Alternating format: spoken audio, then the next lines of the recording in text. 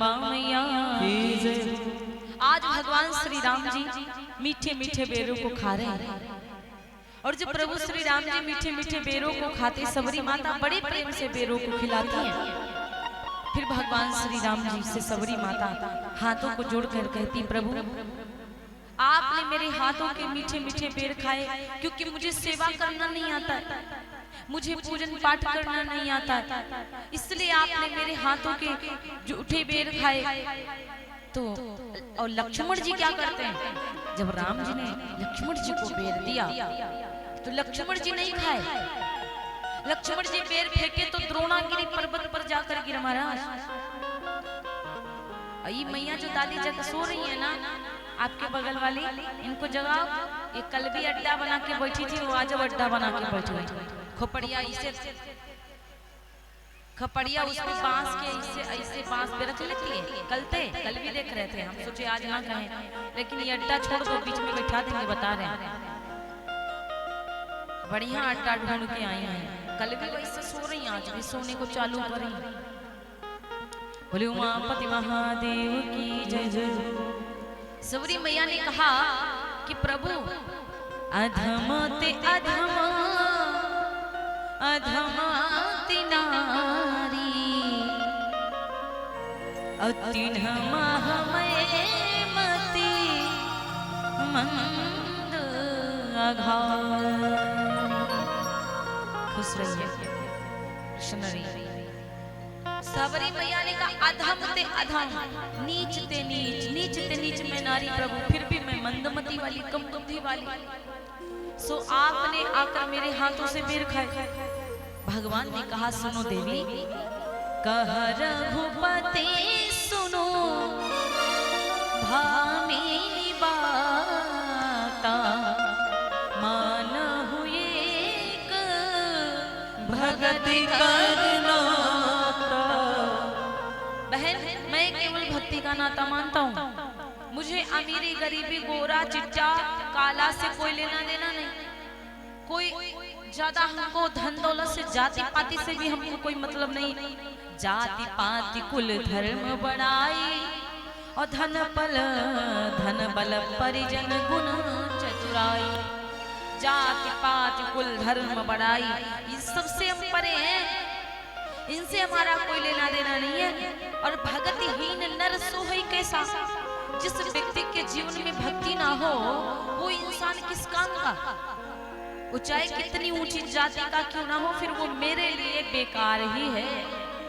इसलिए सबरी आपको मैं 9 भक्तियां बताता हूँ। भगवान ने कहा मैं आपको 9 भक्तियां बताता हूँ जिसे करने से मुझे आराम से इंसान पा सकता है। कि प्रथम भगति संतन करी संगा, याद रखिएगा।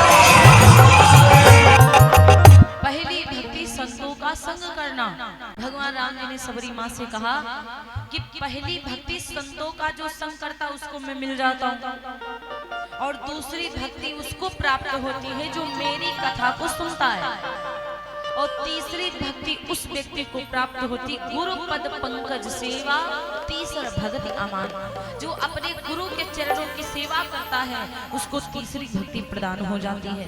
और चौथी भक्ति मम गुण गण करई कपट तजगान, चौथी भक्ति उसको प्रदान होती है जो कपट को त्याग करके, छल को त्याग करके मेरा गुणगान करे। आजकल सारे इंसान के अंदर छल भरा रहता है।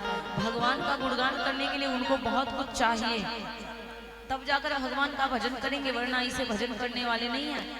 भगवान कहते जो छल कपट को हमसे त्याग कर मेरा भजन करे बिना स्वार्थ, उसको तो हम मिलेंगे, उसको चौथी भक्ति प्रदान होती है।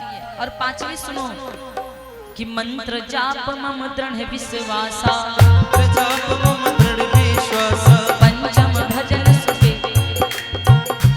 लास्ट में जाते जाते भी आप उतार देना, आपका साउंड बहुत अच्छा है। 2-3 दिन अगर पहले इतना गजब का बजा रहे थे, आज थोड़ा सही कर लो देख के। मंत्र जाप मम दृढ़ विश्वासा, पंचम भजन सुबेद प्रकाशा, छठम शील विरति बहु कर्मा, निरत निरंतर सज्जन धर्मा, सातम सम मोहि मैं जग देखा, मोते अधिक संत करि लेखा, आठम जथा लाभ संतोषा, सपने हूँ नहीं देखहि परदोषा, नवम सरल सब सन छलहीना, मम भरोस ही हर्ष न दीन्हा, नव मोहि कहूँ जिन्ह के होई,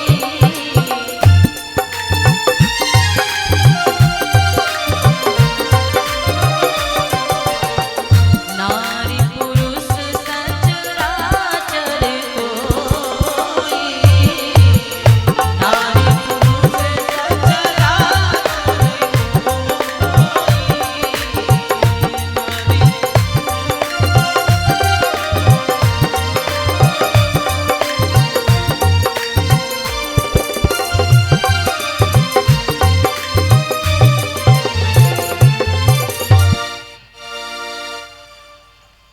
बोले उमापति महादेव की जय।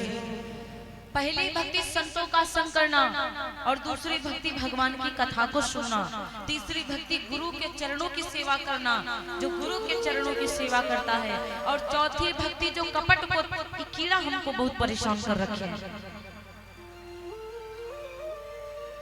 मुंह में न घुस जाए हमारे। बोले व्यास भगवान की जय। चौथी भक्ति जो मेरा कपट, जो मेरा भजन करे कपट को त्याग करके, और पांचवी भक्ति जो मंत्रों का जाप करते हैं। अगर मंत्रों का जाप करना ये पांचवी भक्ति है। अब सोचिए अपने सनातन धर्म में जो अपना हिंदू धर्म जो है, आजकल ऐसे कई परिवार हैं जिनमें एक मंत्र नहीं याद है, एक मंत्र तक नहीं आता, और वही इस्लाम धर्म है। उससे पूछो, उनके बच्चों से पूछो, सारी उनके धर्म की बातें आती हैं। हमारे धर्म में अगर श्लोक पूछ लिया जाए, यहाँ कथा कहने वालों को ज्यादा श्लोक नहीं आते। बताइए, जो मंच में बैठ के कथा कह देते ना, गलती कहीं ना कहीं हो जाए उसकी तो क्षमा मांगते, लेकिन ऐसा बताओ हो जाता है कि मंच पर बैठकर कभी कभी गलती हो जाती है।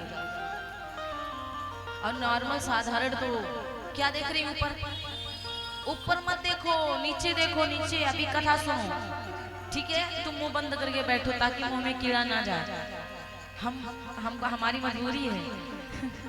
बोले व्यास भगवान की। तो पांचवें मंत्रों का जाप करना चाहिए।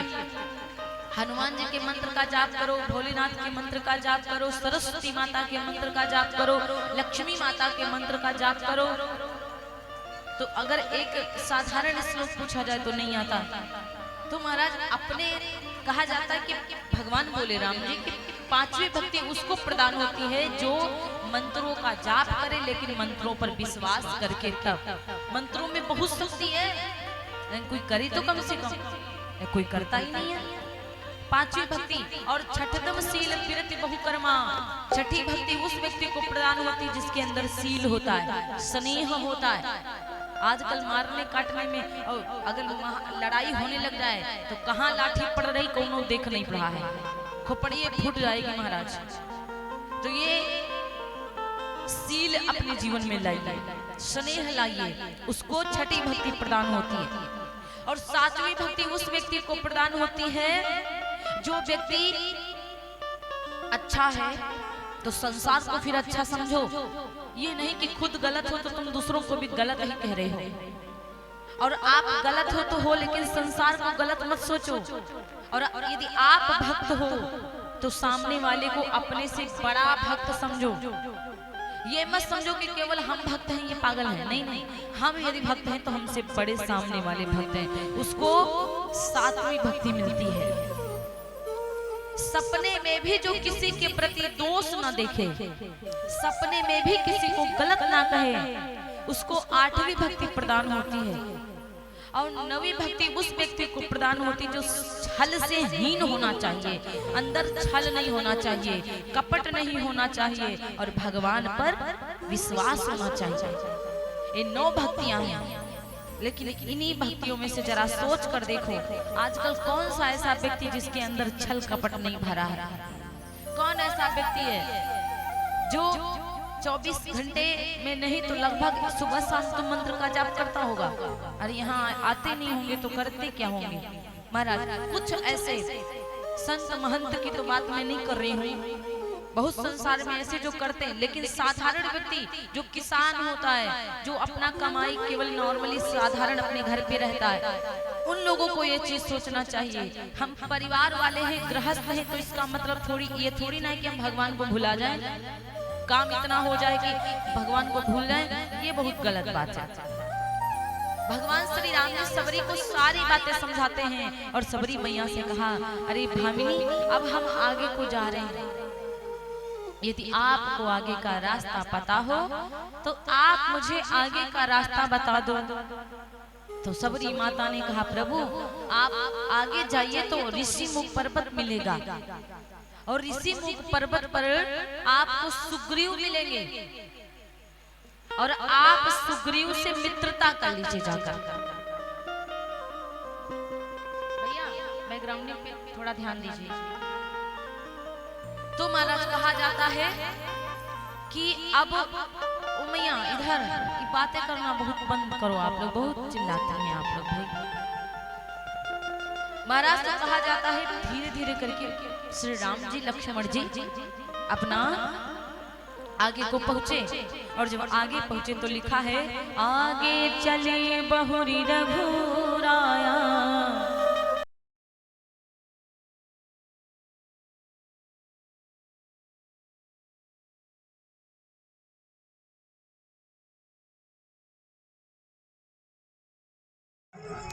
ये मछली वाली दुकान है, कछुआ वाले दुकान है।